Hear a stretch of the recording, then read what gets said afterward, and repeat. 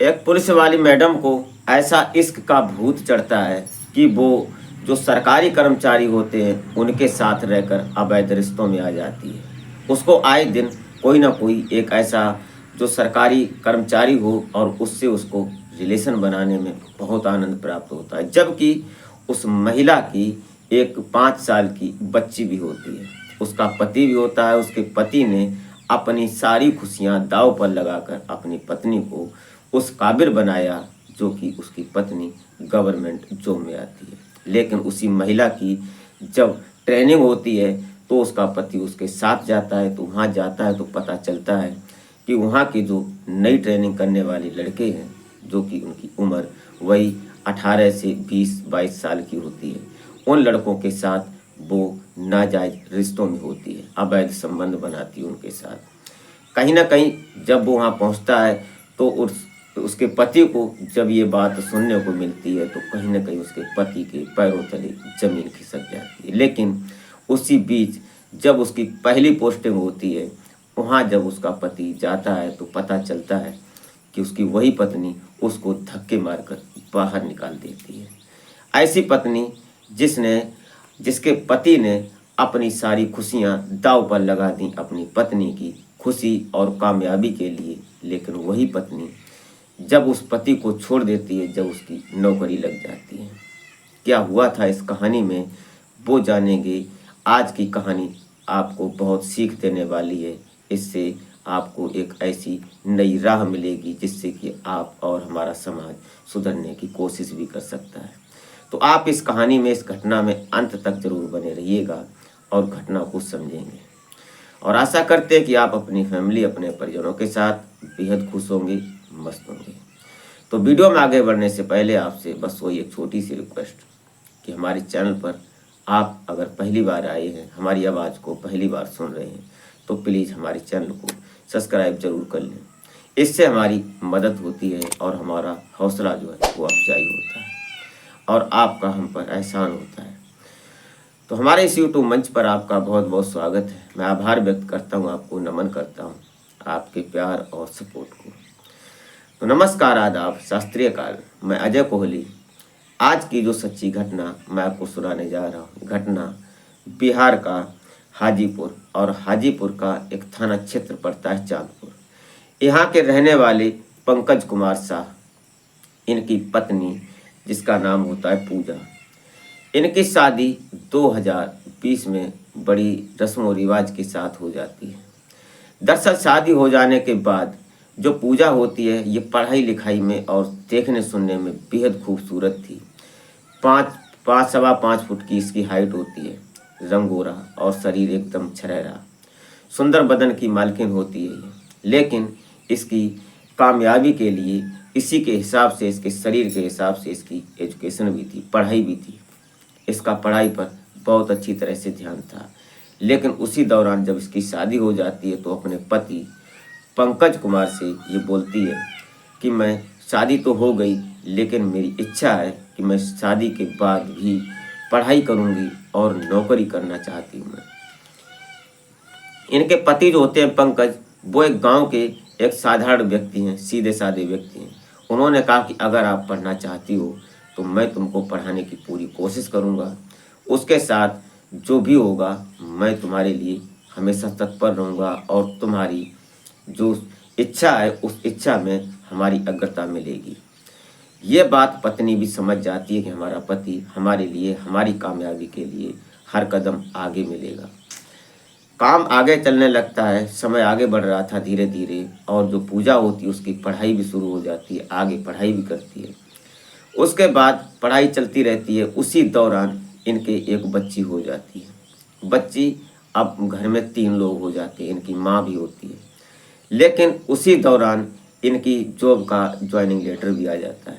तो पता चलता है कि पंकज के पास पैसे कम पड़ रहे थे। उसने इधर उधर रिश्तेदारों से भी पैसे लिए, अपनी पत्नी पूजा के लिए पैसे लगाए, पैसे कम पड़ गए। तो उनकी माँ के जो गहने थे, उन गहनों को भी अपनी माँ से मांग कर पहले तो उसने गिरवी रखा, लेकिन जब नहीं पैसे बने तो उसने बेच भी डाले, कर्जा किया और अपनी माँ के गहने भी बेच दिए। कुल मिलाकर अपनी पत्नी पूजा की कामयाबी के लिए पंकज ने सारी हदें पार कर दी और अपनी पूजा के लिए उसने कर्जा भी ले डाला। उस 5 साल की बच्ची को, जो बच्ची अभी छोटी थी उस समय, उस बच्ची को अपनी गोद में रखता, उसको बोतल से दूध पिलाता। लेकिन पत्नी ट्रेनिंग के लिए बड़ी खुशी के साथ और हौसला के साथ अपनी पत्नी को भेज देता है। जब वो ट्रेनिंग जाती है, वहाँ ट्रेनिंग में पहले तो उसका पति भी साथ में जाता है, जो पंकज होता है वो भी साथ जाता है। बेटी को अपनी माँ के पास छोड़ जाता है। परिवार में खुशी की लहर थी, क्योंकि पत्नी जो थी पंकज की, वो कामयाबी हासिल कर चुकी थी। उसकी ट्रेनिंग शुरू हो जाती है। ट्रेनिंग में पति जाता है, 2-4 दिन वहाँ रुकता है, उसके बाद वो चला आता है। जितने दिन उसकी ट्रेनिंग होती है, कई एक बार पंकज जाता है और अपनी पत्नी से मिलकर और मुलाकात करके वापस आ जाता है। धीरे धीरे ये सिलसिला चलता रहता है और फिर जब जो पूजा होती है उसकी जॉब कन्फर्म हो जाती है।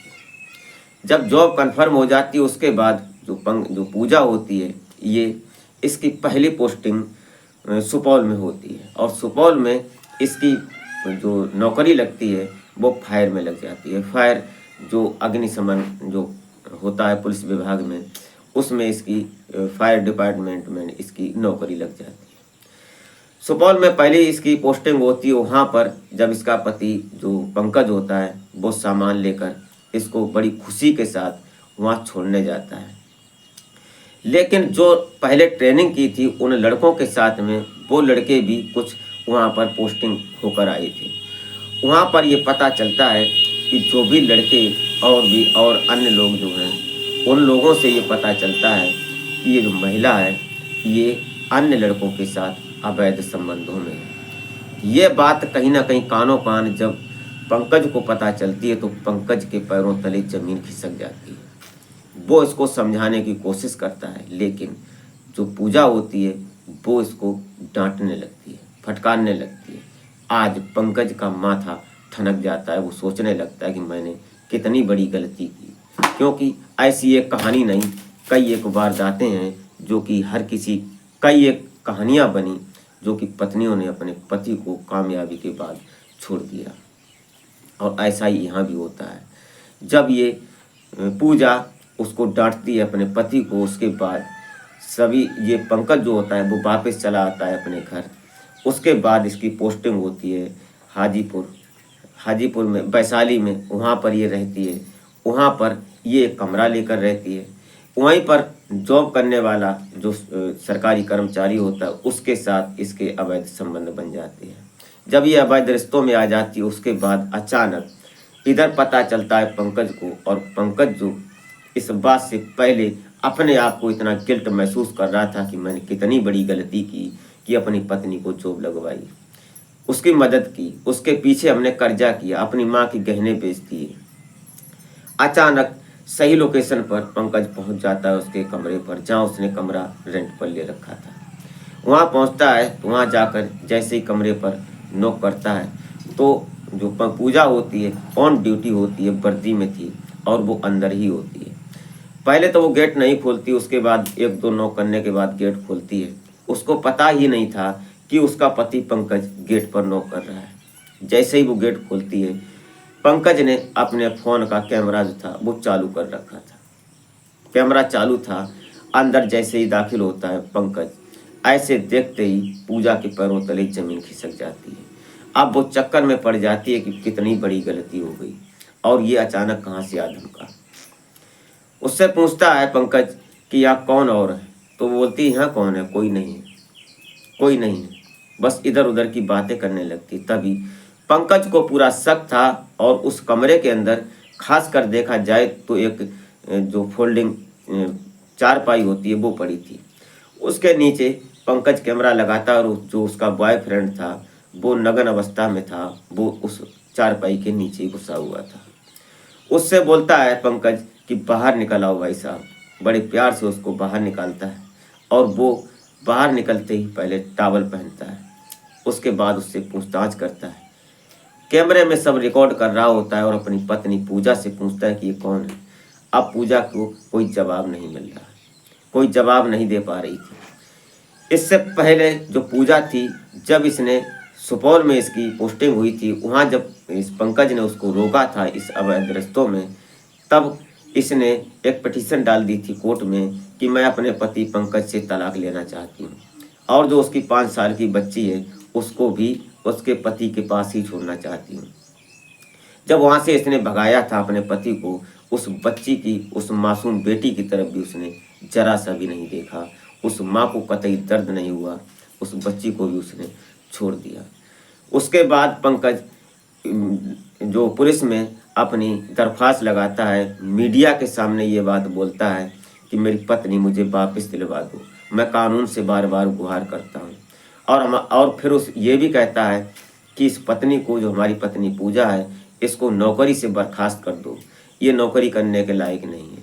जो कानून की छवि धूमिल हुई है उसके लिए इसको नौकरी से बाहर निकाल दो। उस पति के दिल से पूछा जाए कि उसके दिल में कितना दर्द है। उस 5 साल की बच्ची को गोद में लेकर उस बच्ची से पूछवाता है तो बच्ची बोलती है कि मम्मी गंदी है। क्या होगा आज की पत्नियों का, और कहाँ तक पति ऐसे बलि देते रहेंगे। एक नहीं, हमने भी कई एक कहानियाँ बनाई और कई एक हमारे जैसे यूट्यूबर ऐसी कहानियाँ बनाते हैं ऐसी पत्नियों की। और कब तक ये होता रहेगा, कब पत्नियाँ सुधरेंगी और कब पति अपनी बलि देना बंद करेंगे। दोस्तों अब क्या होगा कहानी में आगे, वो आगे पता चलेगा। फिलहाल अभी कानून की नज़र में ये बात बनी हुई है और कानून इस पर नज़र बनाए हुए है। दोस्तों ये रही कहानी।